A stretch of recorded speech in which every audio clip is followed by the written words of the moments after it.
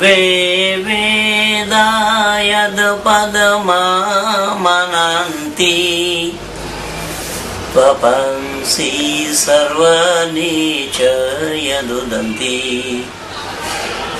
यदि छन्तो ब्रह्मचर्यमचरन्ति तत्ते पदं संग्रहेण ब्रवीम्यो इति आज एक अहम विषय को लेकर के मैं जनता जनार्दनों के बीच अपनी बातों को पहुंचाना चाहता हूं। ये जो इंटरनेट और फेसबुक के माध्यम से जो लोग काम करते हैं, आप लोगों को बहुत पहले से मालूम है कि इस्लाम एंड हिंदुइज्म के साथ निरंतर मेरी बहस मुबाहिसा चलती रही है लेखनी के माध्यम से, क्योंकि मैं उन लोगों को खुली चुनौती देने के बावजूद भी आज तक मेरे सामने ये लोग नहीं आ पाए। और इनमें से एक दो जो लोग आए हैं उनकी हालात तो आप लोगों ने देख ली होगी YouTube के माध्यम से। तो मुशफिक सुल्तान ने जो मेरे सवालों का जवाब देने का प्रयास किया था 54 पेजेस में, और उसको मैं उत्तर का प्रत्युत्तर दिया हूं 124 पेज में। तो जिसमें मुशफिक सुल्तान की मान्यता है, जो ऋषि दयानंद ने अपने अमर ग्रंथ सत्यार्थ प्रकाश में असंख्य जीवों को सृष्टि के आदि में ये कैसे बता दिए कि असंख्य जीव का उत्पन्न होना ये कैसा संभव हुआ। यद्यपि मैं लेखनी के माध्यम से इसका स्पष्टीकरण दे चुका हूं और एक दो रिकॉर्डिंग में भी है, फिर भी विशेष करके इसी के ऊपर ही मैं अपना वक्तव्य दुनिया के सामने प्रस्तुत करना चाहता हूं। अब इस्लाम वालों की जो मान्यता है उसी मान्यता को ही अगर देखेंगे तो यह जवाब वहां पर भी है। कैसा कि इस्लाम वालों की मान्यता है कि अल्लाह ताला ने एक आदम से और उनके जोड़ी हव्वा से ही सृष्टि को बनाई, यानी एक पति पत्नी के माध्यम से सृष्टि की रचना की।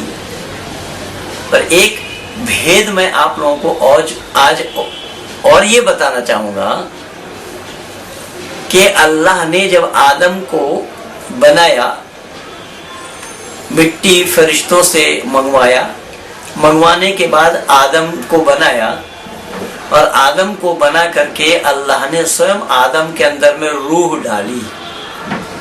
या अय्युह रूह उदखुल फी हाज़िहिल जसद, ये शब्द आया हदीस में कि ऐ रूह तू दाखिल हो जा इस आदम के शरीर में।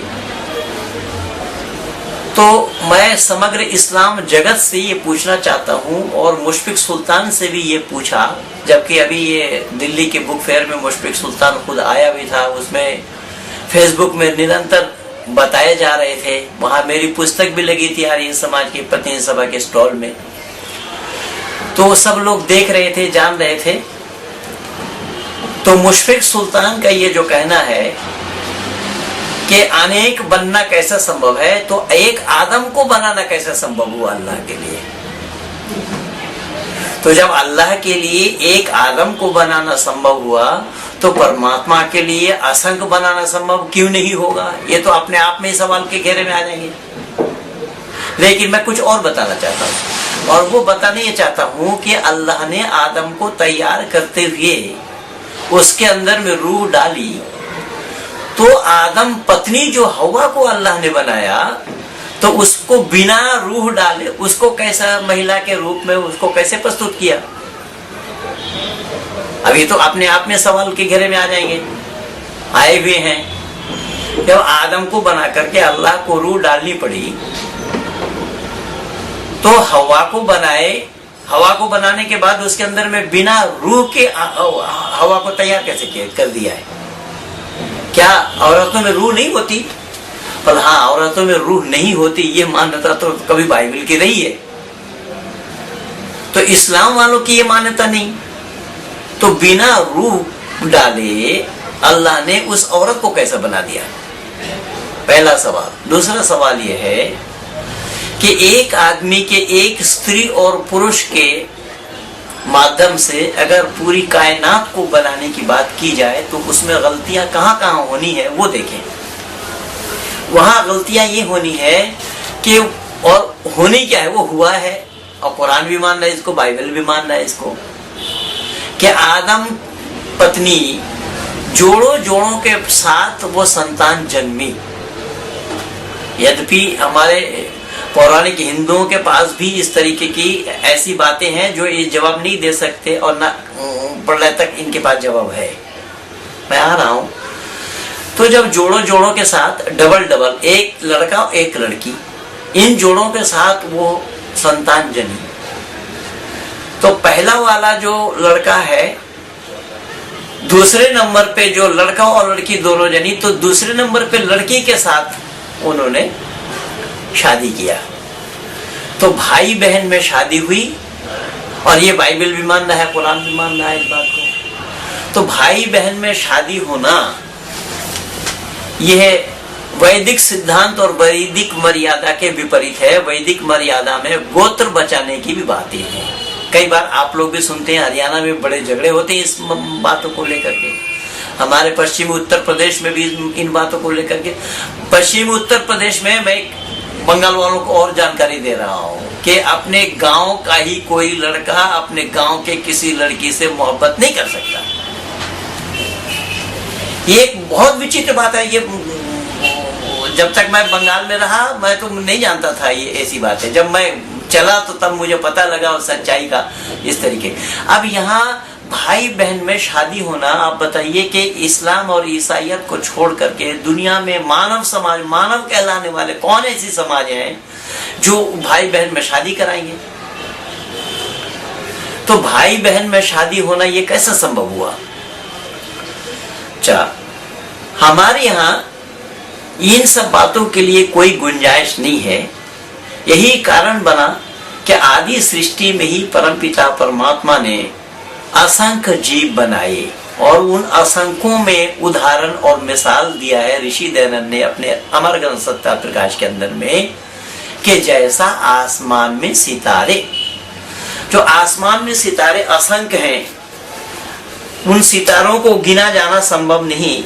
अहोरात्राणि विदह द्विषवशा विशतो वशी, जो हम संध्या के मंत्र में भी बोलते हैं, ऋषि दयानंद ने उसी मंत्र को ही कोट किया। ये ऋग्वेद के मंत्र हैं, तो इसी मंत्र को ही ऋषि ने कोट किया है कि वो अहोरात्रि क्या है। ये अहोरात्रि समझने के लिए ना तो इस्लाम वालों के पास भेजा है, ना बाइबल वालों के पास भेजा है कि अहोरात्राणि शब्द को ही समझ ले। अहोरात्राणि शब्द को समझने के लिए संस्कृत का जानना बहुत जरूरी है, और संस्कृत को ये जानते नहीं। जो संस्कृत मनुष्य मात्र का भाषा है, मैं कई बार बता चुका हूं, लेकिन यहाँ पर क्या मैं बताना चाहता हूं वो देखे। अहोरात्राणि इस पद में बहुवचन से असंख्य, देखिए अहोरात्राणि शब्द में ही बहुवचन में आया, और बहुवचन शब्द के माने असंख्य के होते हैं। दिन और रात जोड़े जोड़े बनाए, दिन और रात, यानी देखिए यहाँ भी जोड़ा ही है, ये रात है और दिन है, ऑल्टरनेट जो है ये जोड़ा है, ऑल्टरनेट को ही जोड़ा कहा गया है, जोड़ा बताया गया है। क्योंकि रात और दिन ये जोड़े जोड़े बताए। एक एक ब्रह्मांड में एक एक ब्रह्म अहोरात्र होते हैं। अभी इन अहोरात्र को मैं पहले बता चुका हूं, जो बहुवचन में आया है। तो बहुवचन में आने के लिए वहां पर एक वचन का प्रयोग होना संभव ही नहीं है। एक का होना, एक का जन्म लेना, एक का बनना, एक का पैदा होना संभव ही नहीं है।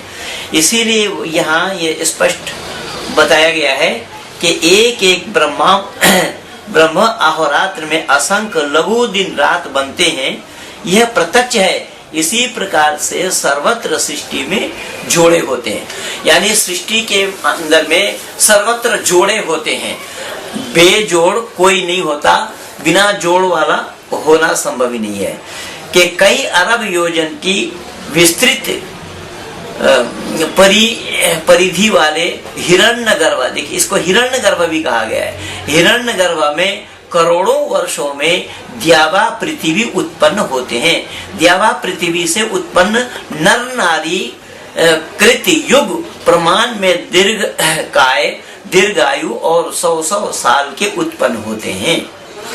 हमें वृक्ष वनस्पति ये 30 लाख, कृमि योनि 11 लाख, जलचर, नवचर आदि आदि जो इस तरीके के ये बताए गए हैं कि किस किस तरीके से कौन कौन योनि में कैसे कैसे आए।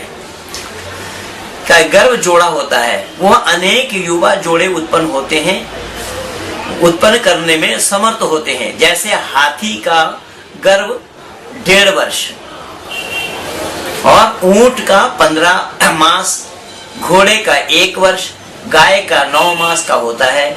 जिसका जितना शरीर बड़ा होगा उसका उतना गर्भ और गर्भकाल का समय बड़ा होगा, उतनी ही उसकी आयु बड़ी होगी। जिसका जितना शरीर छोटा होगा उसका उतना ही गर्भाशय और गर्भपिंड छोटा होता है और उसकी अपनी आयु छोटी होती है। जैसे बकरी, कुत्ता, बिल्ली, चूहा, मयूर, मुर्गी, मछली, चींटी आदि। अगर मैं यही सवाल इस्लाम वालों से करूं कि चलो मनुष्य के लिए आपने एक मनुष्य को बना दिया और ये या जोड़ों को साथ बना दिया, लेकिन पशु पक्षियों को परमात्मा नहीं, फिर मैं गलत बोल रहा हूं, परमात्मा ने, अल्लाह ने कैसा बनाया? पशु पक्षियों को अल्लाह ने कैसे बनाया? तो वहां पर आप कुरान से, न हदीस से, न तवारीख से, न सुल्लम से, न मंतिक से, यानी इस्लाम की जितने भी ग्रंथ हैं, जितनी भी किताबें हैं, कहीं से भी ये मिलना मुश्किल है, कहीं से भी ये नहीं पा सकते, जिसका मैं ये भेद बता रहा हूँ।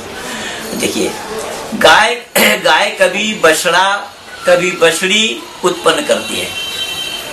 ये गाय के लिए भी कभी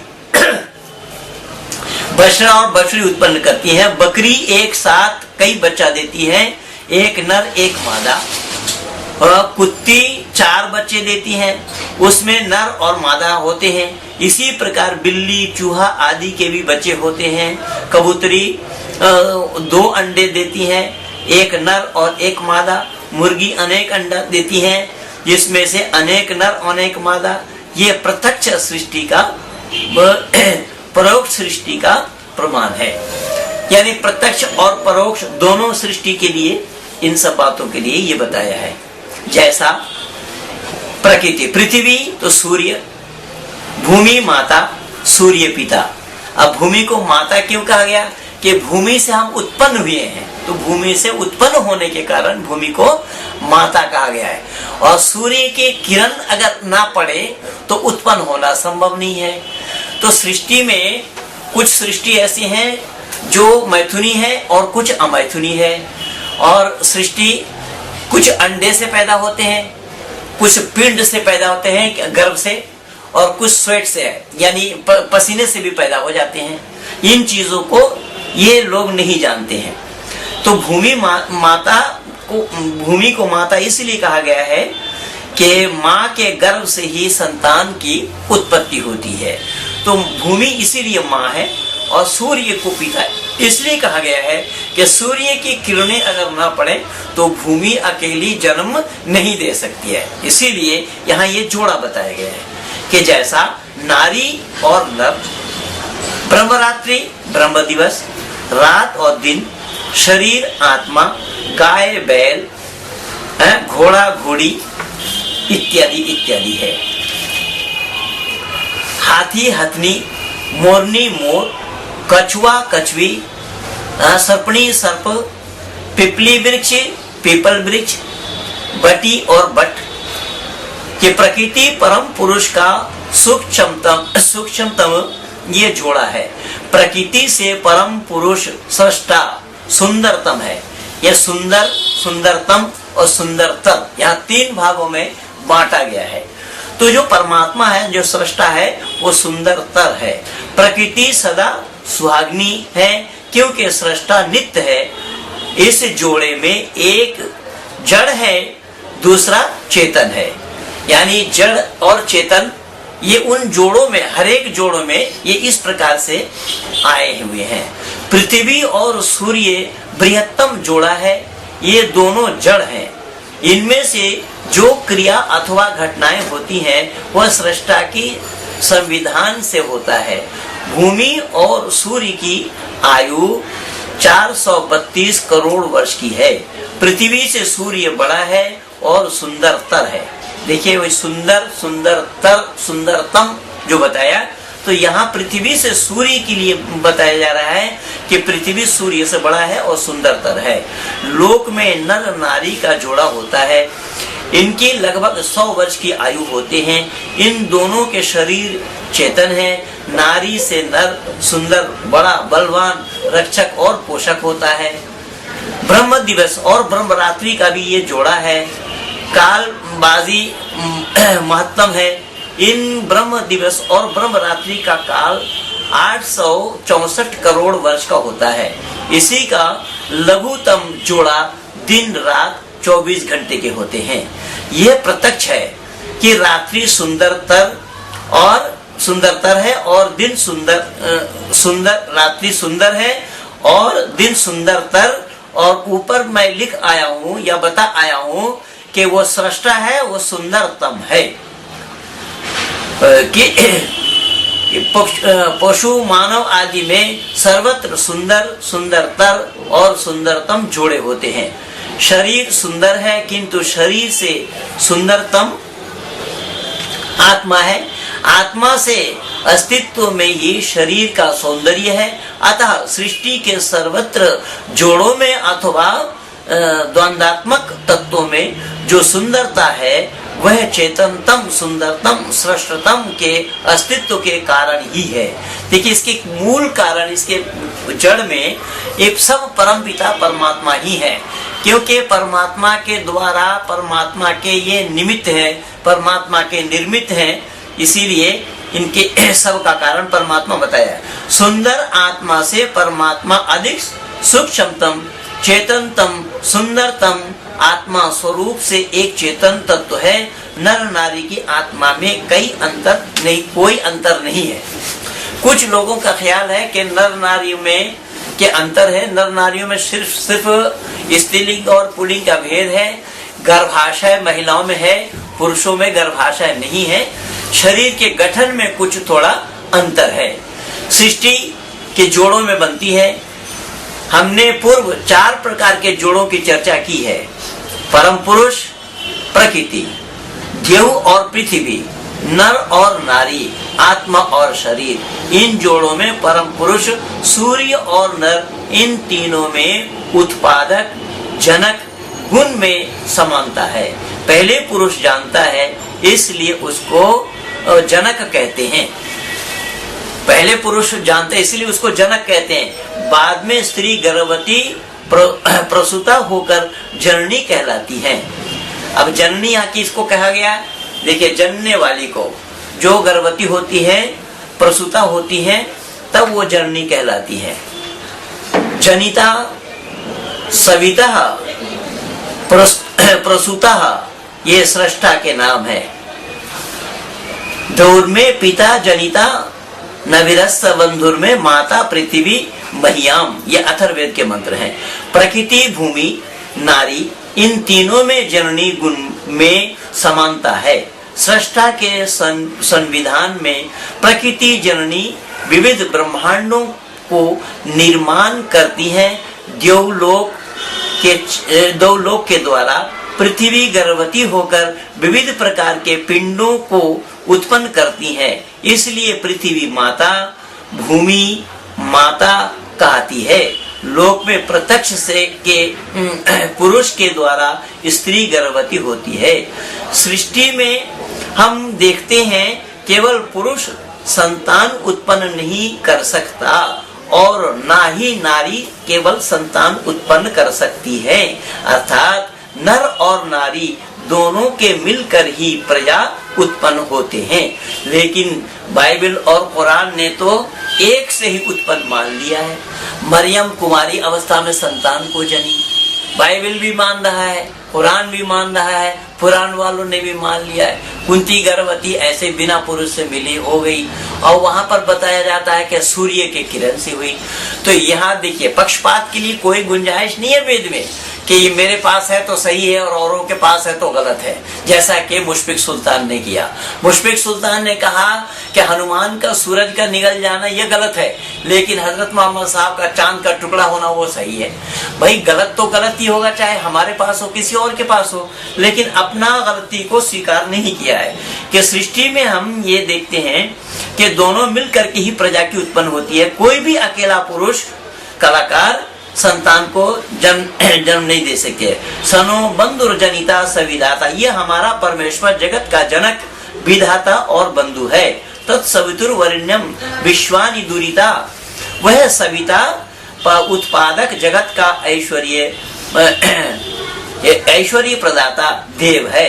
बृहस्पति प्रसूतः, ये यजुर्वेद के मंत्र हैं। परमेश्वर और सूर्य के लिए बृहस्पति प्रसूता पद का योग है। दोषपिता पृथ्वी माता, माता भूमि, पुत्र अहम पृथिव्यः, पर्जन्यः पिता स ऊना पिपलु। जड़ वस्तु का निर्माण, कोई भी पुरुष कलाकारी करे कि जड़ वस्तु का निर्माण करें, तब भी उत्पादन वस्तु की आवश्यकता होती ही है। इसी प्रकार सृष्टा सर्व सामर्थ्यवान और सर्वज्ञ होने पर भी प्रकृति के बिना कुछ भी नहीं बना सकता। केवल प्रकृति ही सृष्टि को नहीं बना सकती, क्योंकि प्रकृति जड़ है। जड़ प्रकृति में गति और चेष्टा करने का सामर्थ्य नहीं है। ज्ञान का अधिकरण आत्मा है। कुछ भौतिकवादी प्रकृति द्वारा सृष्टि का निर्माण अपने आप मानते हैं। यह उनका सर्वथा भ्रम है, क्योंकि ऐसा होना असंभव है। आत्मा के बिना श्वास रूपी पिंड में गति यानी चेष्टा और ज्ञान नहीं हो सकता। अतः सब कुछ भी निर्माण नहीं कर सकता। जल, वायु और अग्नि के प्रभाव के कारण शव सड़ता है, गलता है तथा जलता भी है। ऐसे ही अद्वैतवादी केवल ब्रह्म से सृष्टि मानते हैं, वो भी उनका भ्रम है। जैसा कि कुरान वालों ने भी माना कि अल्लाह जो चाहता है अल्लाह करता है, ये धारणाएं गलत है। सृष्टिकर्ता सृष्टि के आदि में ही प्रति मनमंत्र पृथ्वी के गर्भ में जीवों से संयुक्त नर नारी के पिंड पृथक पृथक बनाता है। जैसे सृष्टि में छोटे बड़े पिंड हैं, इसी प्रकार के उसने छोटे बड़े पिंड बनाए थे।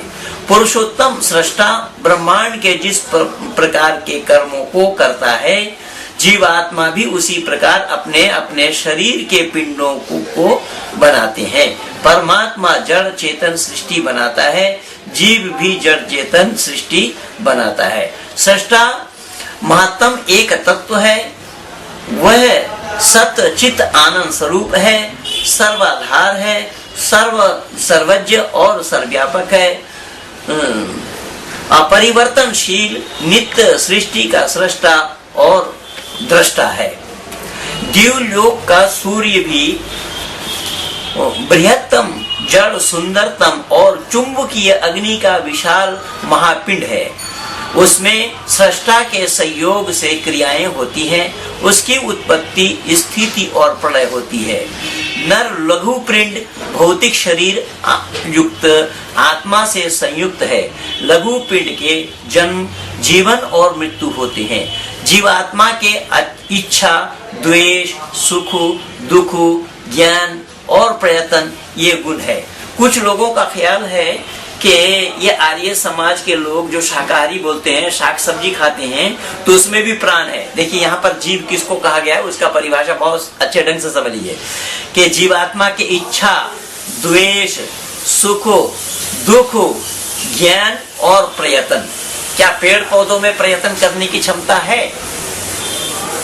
इसलिए इन सब बातों को जानना बहुत जरूरी है। प्रकृति में सत्य रज तम इन तीनों तत्वों का संज्ञाम है। यह अति सूक्ष्म, अति विस्तृत और जड़ है। प्रकृति सृष्टि का उपादान कारण है तथा नित्य परिवर्तनशील है। पृथ्वी ब्रह्मांड के ग्रहों में से एक मध्य स्थानीय ग्रह है। सृष्टा के संयोग से ही पृथ्वी में अनेक प्रकार की भिन्न भिन्न क्रियाएं निरंतर संपन्न होती रहती हैं।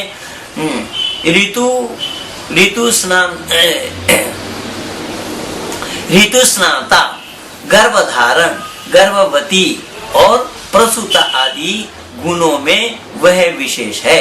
नारी अति लघु पिंड युक्त भौतिक शरीर आत्मा से संयुक्त चेतन पिंड है और वह आत्मा के गुणों से संपन्न है। इसमें भी ऋतु स्नाता, गर्भधारण, गर्भवती और प्रसूता आदि गुण विद्यमान है। जन्म, जीवन और मृत्यु लघु पिंड का होता है। प्रकृति, विकृति और नारी में बहुत बड़ा अंतर है, यही विषमता है।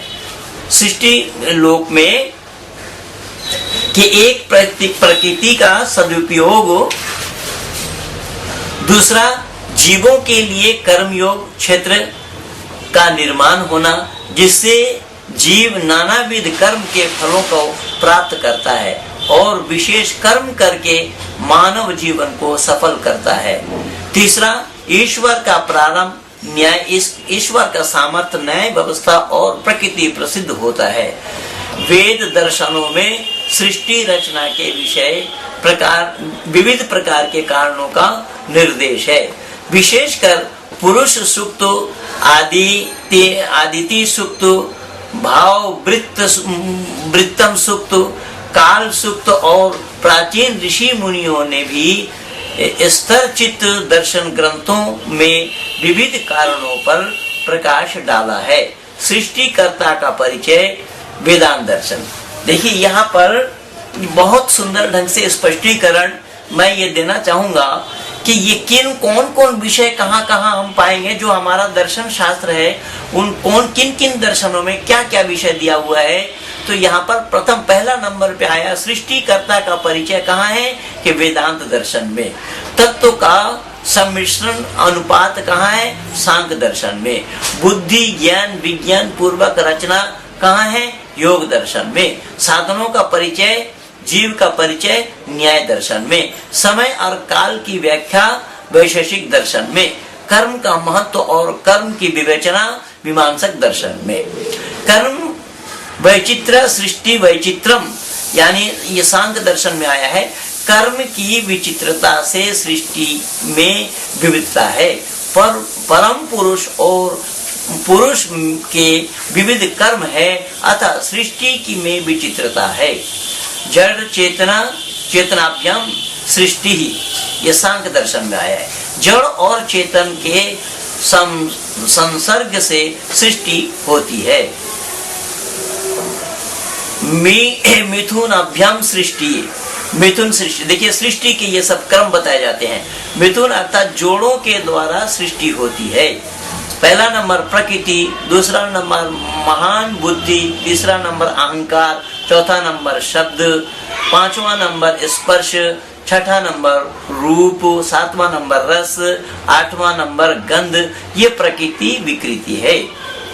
पहला नंबर कर्ण, दूसरा नंबर त्वचा, तीसरा नंबर नेत्र, चौथा नंबर जिह्वा, पांचवा नंबर नासिका, छठा नंबर हस्त, सातवां नंबर पाद, आठवां नंबर वाणी, नौवां नंबर लिंग, 10वां नंबर गुदा, 11वां नंबर वह इंद्रिय मन। ये 11 इंद्रियां हैं। अब इन इंद्रियों को तो दूसरे संप्रदाय वालों ने जाना नहीं कि इंद्रिय होता क्या है।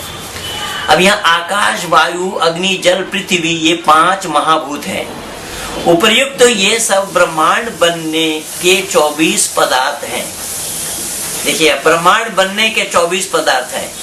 अब इनमें से इनके बनने में अनुमानतः 142 करोड़ 56 लाख वर्ष लगते हैं महादंड बनकर, और ये ग्रह उपग्रह उत्पन्न होकर इनमें तेजस्विता, दृढ़ता तथा उनके नियमित गणितमान होने में 73 करोड़ 44 लाख वर्ष लगते हैं।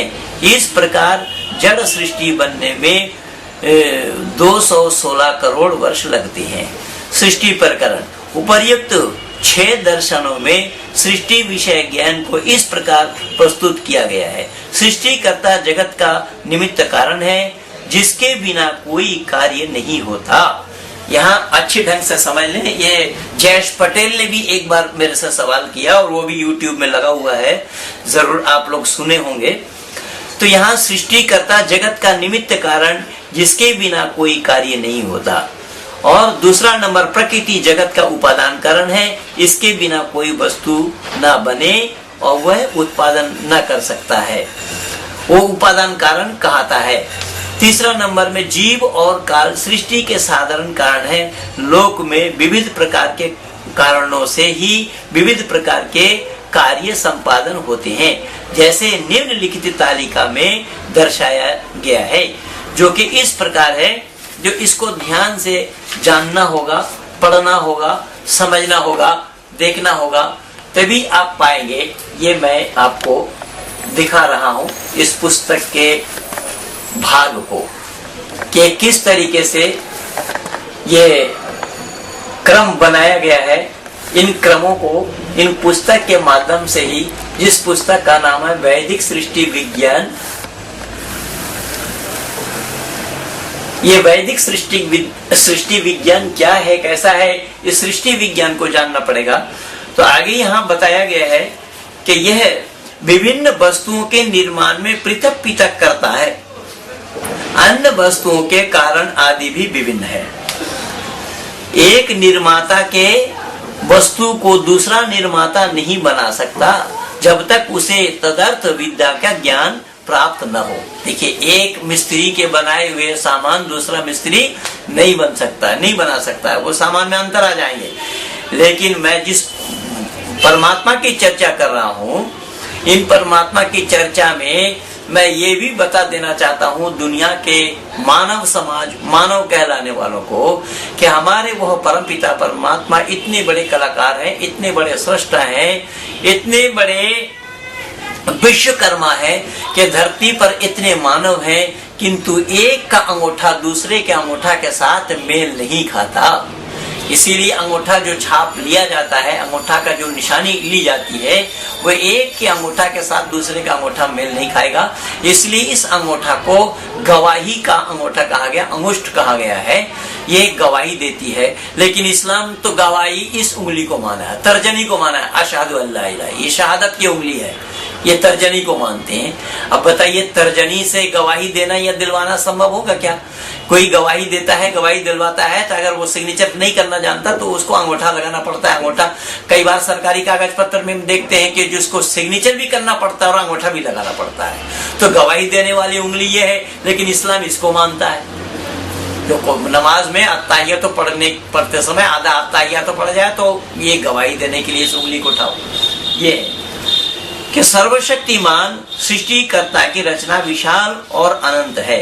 सृष्टिकर्ता के कार्य मानव नहीं कर सकता, और मानव द्वारा किए कार्य जाने वाले भौतिक ये कार्य सृष्टिकर्ता नहीं करता, क्योंकि उसके मर्यादा के विपरीत है।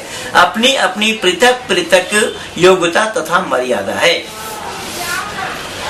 कि जो सृष्टि के अनादि कारण जीव, ब्रह्म, प्रकृति आदि को जानता है, वह वेद विद्या के रहस्य के द्वारा ही महान ज्ञान को प्राप्त करता है। इस वेद विद्या के रहस्य के बिना ये सृष्टि का जानना कभी भी संभव नहीं है। इसलिए सृष्टि गणितमय है। सृष्टि कैसा गणितमय है? देखें कि सृष्टि में ग्रह, उपग्रह इत्यादि गणित में बनाए गए हैं, गणित से बनाए गए हैं। इन ग्रह उपग्रहों के आकार, व्यास, परिधि, भार, गति, विस्तार वो पूरी गणित के ही नियम है। गणितज्ञ सृष्टा ने सृष्टि की संपूर्ण रचना गणित से अनुबद्ध की हुई है। बिना गणित के कोई भी कार्य नहीं होता। सूर्य का उदय, अस्त, चंद्रोदय, अस्त, चंद्र का घटना बढ़ना, सूर्य ग्रहण, चंद्र ग्रहण, समुद्र का ज्वार भाटा, ऋतुओं का परिवर्तन, संपूर्ण काल विधान, काल विभाग, सृष्टि प्रलय, जीवों का बंध मोक्ष, इनकी व्यवस्था गणित से ही होती है। अतः काल, वर्ष, युग, चतुर्युग, मनमंत्र, महादिवस, महारात्रि तथा परांत काल की गणना गणित से ही होती है। गणित का प्रारंभ शून्य से ही होता है। मैं आप लोगों को ये भी बता दूं कि पिछले दिन 2010 में जब हॉलैंड के अंदर में विश्व सम्मेलन में गए हुए थे, वहाँ आर्य महासम्मेलन था और डॉक्टर सुभाष काक जो अमेरिका से आए हुए थे, डॉक्टर सुभाष काक जब वक्तव्य दे रहे थे तो उनको मैं बहुत ढंग से, बहुत कलाकारी के साथ उनको मैं निरुत्तर किया था। और वहां पर हमारे कार्यकर्ता अधिकारी तो ये बताए गए थे कि जिनको जो पूछना वो पूछे। अब जब प्रश्नों की फुलझड़ी मैंने लगा दी तो माइक वहां से उन्होंने हटा दिया है। तो फिर भी मैं उनसे पूछा कि डॉक्टर साहब, आपसे मैं पूछना चाहता हूं कि आप गिनती कहां से शुरू करते हैं? तो उन्होंने गिनती शुरू की 1 से। उन्होंने बोला 1, फौरन मैंने कहा 1:15। मैंने कहा डॉक्टर साहब अभी तो 1 हुआ ही नहीं है, अभी तो 1:15 है। और ताली की गड़गड़ाहट उस हॉलैंड के अंदर में जो विश्व सम्मेलन में हुआ। लेकिन आर्य समाजी तो हमसे खुंदक खाए हुए हैं। आर्य समाजी हमारा प्रचार करना या करवाना नहीं चाहते हैं। खैर, मैं किसी का मोहताज नहीं हूँ, परमात्मा की असीम अनुकंपा है, दुनिया हमें जानती है। मैं सत्य के लिए काम करता हूँ, मैं किसी के पिछलग्गू नहीं हूँ, किसी के लिए मैं काम नहीं करता हूँ, मैं अपने लिए काम करता हूँ। ऋषि ऋण से उऋण होने का मैं प्रयास करता हूँ। और हमारी वैदिक मान्यता भी देखिए यहाँ पर कि यहाँ पर सृष्टि की वो जो गिनती हमारी होती है तो गणित का क्रम कहाँ से शुरू हुआ है? तो बोला शून्य से ही शुरू होता है कि वेद, संगीता शास्त्र, अर्थशास्त्र, ज्योतिष शास्त्र सब कुछ गणित पर आधारित है। गणित से बाहर कुछ भी नहीं है। चाहे लोक के कार्य हो, चाहे परलोक के कार्य हो, सब गणित से ही सिद्ध होता है। गणित और काल की गणना शून्य बिंदु से ही प्रारंभ होती है। शून्य काल समय रात्रि के प्रारंभ होते हैं। ब्रह्मांड और पिंड की रचना शून्य बिंदु मध्य रात्रि से ही होती है। सृष्टि में मनुष्य और एक का बड़ा महत्व है कि एक के पूर्व शून्य का महत्व कम हो जाता है। यथा अगर आप बाएं शून्य लगाएंगे तो बाएं शून्य का कोई भी महत्व नहीं है। एक के पश्चात शून्य का महत्व बढ़ जाता है। जैसा 1 के बाद अगर आप शून्य लगाएंगे तो 10 हो जाएगा। यहाँ आगे शून्य लगने से 1 10 गुना हो जाता है। सृष्टा 1 है और प्रकृति शून्य है। नारी नर के बाएं रहने पर प्रजापति होती है। नर पूर्ण वो प्रसिद्ध हो जाता है। ऐसे ही प्रकृति सृष्टा के साथ संयुक्त होकर पूर्ण होता है। ये अथर्ववेद का ही ये विवरण है। तो कहने का तात्पर्य देखिए कि मर्यादा पुरुषोत्तम राम जब आए तो वो 1 वचन में थे। माता सीता जब उनके साथ आई तो 2 वचन में हुए। तो जब 2 वचन में होंगे तो बहुवचन में भी होना संभव है। असंभव हुआ जब उनके संतान आए। तो सृष्टि के यही सारा क्रम यहाँ पर इस तरीके से ये बताया गया है कि यहाँ जो अंक के छंद हैं वो इस प्रकार के एका इकाई, दशम दशम दहाई, शतम शतम सैकड़ा, सहस्रम सहस्रम हजार, आयुतम 10 सहस्रम 10,000, न्यूतम लक्ष्य लाख, प्रयुतम 10 लक्ष 10 लाख, प्रयुतम कोटि करोड़। ये वैदिक गणित नाम, वैदिक नाम है। संस्कृत में और हिंदी में दोनों भी बताए, तीनों में बताया गया है। न्यूवदम वृंद अरव,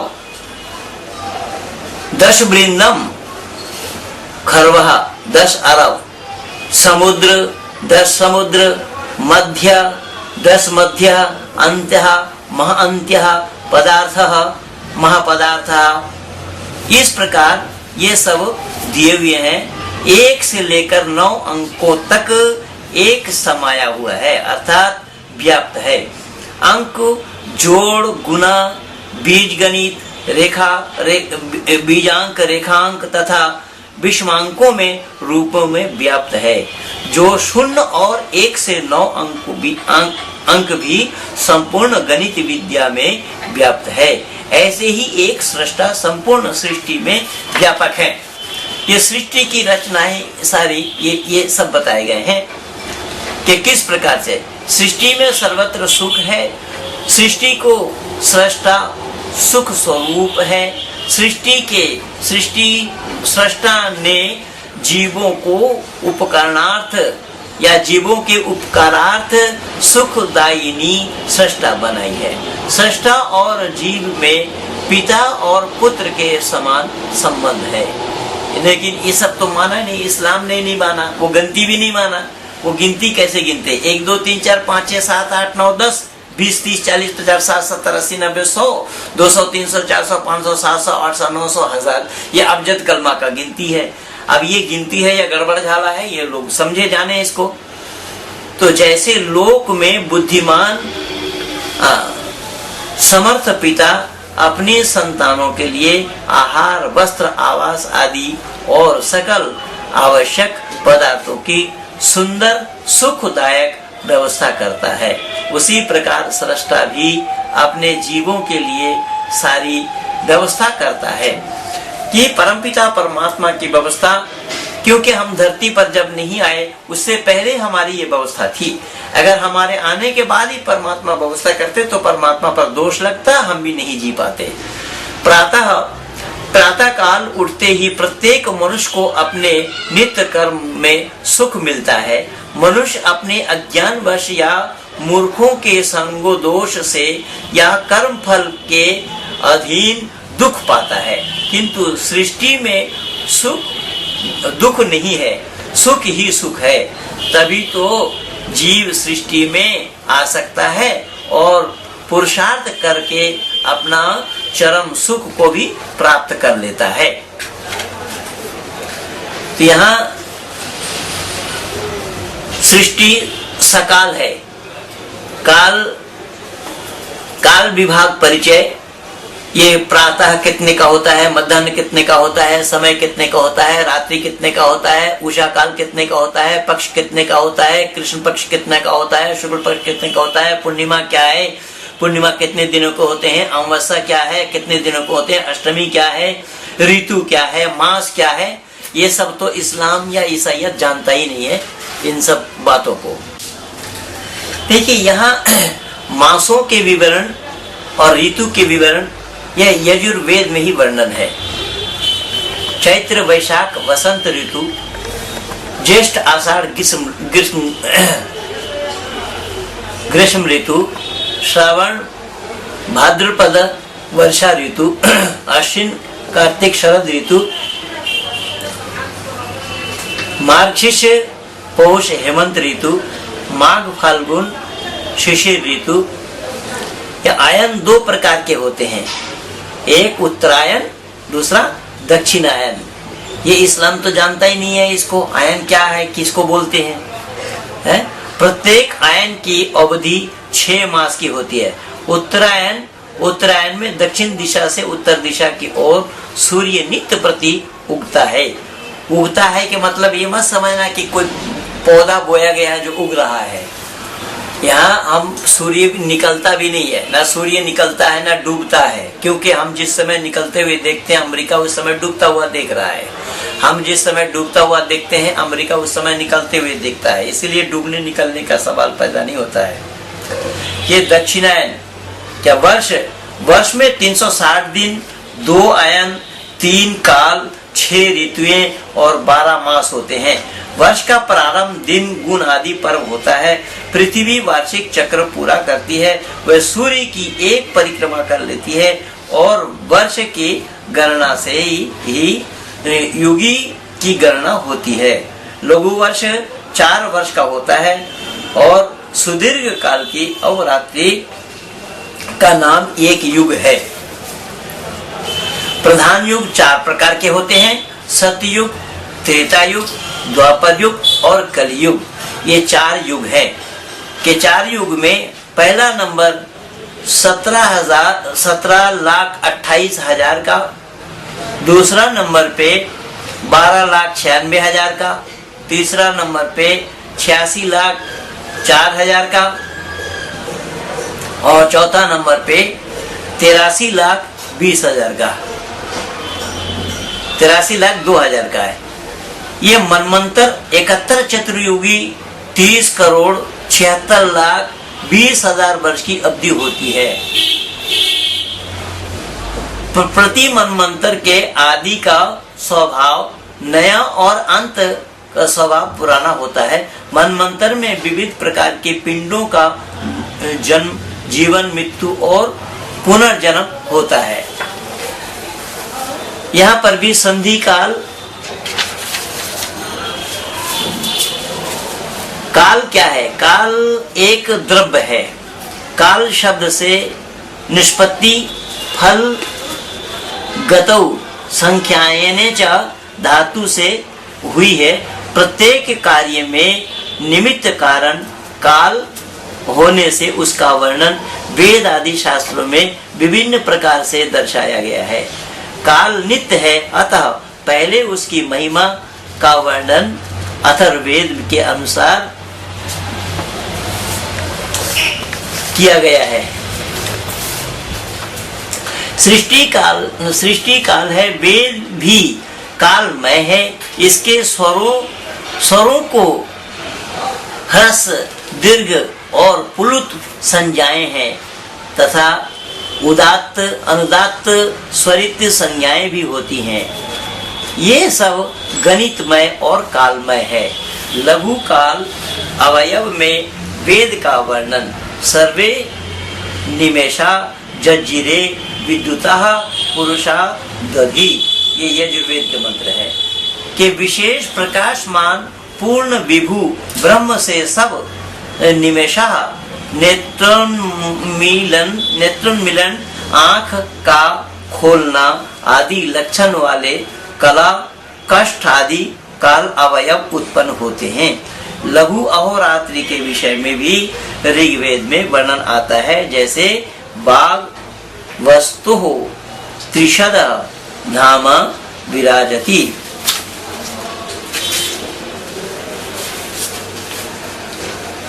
कि इस प्रकार से सब सृष्टि नियम को यहाँ पर बताया गया है कि सृष्टि कलियुग कितने के होते हैं, द्वापर कितने के होते हैं और त्रेता कितने के होते हैं, सत्य कितने के होते हैं। ये सब सामान्य व्यवस्था शून्य बिंदु से ही ये शुरू होता है और सृष्टि में जो सृष्टि के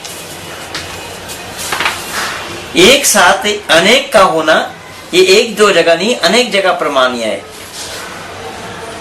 जो अनादि काल में निरंतर हो रहा है। यज्ञ में यजमान पति पत्नी होते हैं। यज्ञ के साधन यज्ञकुंड, अग्नि, समिधा, घृत आदि आवश्यक होते हैं। सृष्टि महायज्ञ का महाऋतु यजमान विष्णु है और यजमान पत्नी अदिति, स्वधा, प्रकृति।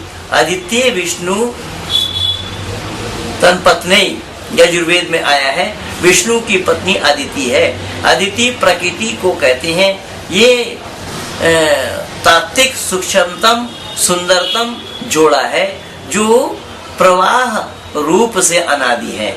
सृष्टि महायज्ञ का महायजमान सर्वदा युवा, जनिता, उत्पादक, जनक, विविधा, सनो बंधुर जनिता, सविधाता, जो यजुर्वेद में आया है।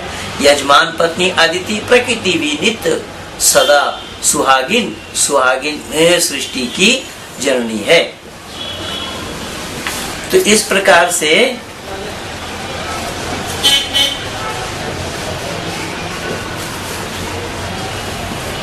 कृमि, जलचर, पशु, मानव विविध प्रकार के क्रमों से विविध प्रकार के सृष्टि की रचना हुई है या सृष्टि की रचना होती है।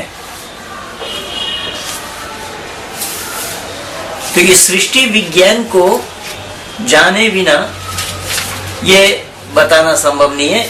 इसीलिए वेदो अखिलो धर्म मूलम, कि वेद ही अखिल विश्व के धर्म का मूल है। यही मनु महाराज की उक्ति है। तो यह सृष्टि विज्ञान यह सब वेद का ही विषय है और वेद में ही भली भांति इसको दर्शाया गया है। लेकिन इसमें जो तत्व मैं अब तक दिया या बताया कि उसमें जरूर आपने देखा होगा कि इसमें बहुत सी भ्रांतियां लोगों में है कि जो लोग ये मानते हैं, जैसा हमारे यहाँ हिंदू घराने वाले भी जन्म लेना कैसा संभव होगा भाई, एक महिला से 100 पुत्र का जन्म देना कैसा संभव होगा? ये असंभव है, बिल्कुल असंभव है। कितने जिनों में जनी होगी? क्या एक साथ कुत्ता बिल्ली जैसा 2-2, 4-4, एक दर्जन जनी थी? ऐसा संभव ही नहीं है। ये मनुष्य में नहीं होता, ज्यादा से ज्यादा 2 होते हैं या ज्यादा 3 ही होते हैं। तो कितने बार जन्मने से 3-3 संतान को अगर जन्म दी तो 3-3 संतान के जन्म देने से कितने बार के जन्मने पर तब 100 पुत्र होंगे। अब पुत्रियां भी रही होंगी, है 100 तो केवल पुत्र बताए जाते हैं, पुत्रियां भी रही होंगी, एक थी। तो खैर कहने का तात्पर्य ये है कि एक महिला से 100 पुत्र या 101 संतान का जन्म लेना या देना यह संभव नहीं है। उनको जवान होने में भी समय लगा होगा, गर्भ धारण करने में भी समय लगा होगा। तो ये सब बेतुकी बातें हैं, ये काबिले कबूल नहीं है। ऐसा ही दिग्भ्रमित किया गया है मनुष्य समाज को वेद से हटाकर, यानी वेद से दूर करते हुए, वेद से अलग करते हुए। अगर वेद के सानिध्य को प्राप्त करने का प्रयास करते होते मानव समाज, तो आज मानव समाज में ये विघटन या मानव समाज में ये वितंडा हम कहीं भी नहीं पाते, जो आज मानव को मानव ही देख करके डरने लगे हैं। पहले लोग पशु पक्षियों को देख करके डरते थे, आज मानव ही मानव को देखकर डर रहे हैं। ये क्या कारण हो रहा है? इसका कारण क्या है? क्या इसी को मानव कहा जाता है? केवल इतना नहीं, कहाँ कहाँ देखेंगे, जहाँ बोलेंगे वहीं मैं परिवर्तन दिखा दूंगा। पहले लोग दुकान में जाते थे कि हमें घी दीजिए, दुकानदार से कहते थे कि हमें घी चाहिए, तो दुकानदार पूछते थे कितना चाहिए। और आज आप दुकान में जाएंगे घी दीजिए, तो दुकानदार पूछेंगे कौन सा चाहिए। देखिए कितना अंतर आ गया है। पहले कहा जाता था कितना चाहिए, क्योंकि घी में उस समय भेजाल नाम की कोई चीज नहीं होती थी, 2 नंबर वाला काम नहीं होता था, तो घी में भेजाल का होना संभव नहीं था। इसीलिए घी मांगते ही वो कितना चाहिए बताते कि कितना घी आपको दिया जाए। और आज आप घी मांगने के लिए जाते हैं तो वहां पूछा जाता है आपको कौन सा घी चाहिए, यानी अब कौन सा हो गया, कितने प्रकार के हो गए। तो इस प्रकार जब हम मानव ही इस काम को कर रहे हैं, मानव के द्वारा ही इस काम को किया जा रहा है, तो खुद अपने आप में हम सब लोगों को मिलकर के विचार करना है, क्या सही अर्थों में परमपिता परमात्मा के संतान होने का यही नतीजा है कि हम संतान उस परमात्मा के हैं जो परमात्मा बेऐब है, निर्दोष है, जो परमात्मा सच्चिदानंद स्वरूप है, निराकार है, सर्वशक्तिमान है, न्यायकारी है, दयालु है, अजन्मा है, अनंत है, निर्विकार है, अनादि है, अनुपम है, सर्वाधार है, सर्वेश्वर है, सर्वव्यापक है, सर्वयंत्रयामी है, अजर है, अमर है, अभय है, नित्य है और पवित्र है, साथ साथ वो सृष्टि करता है।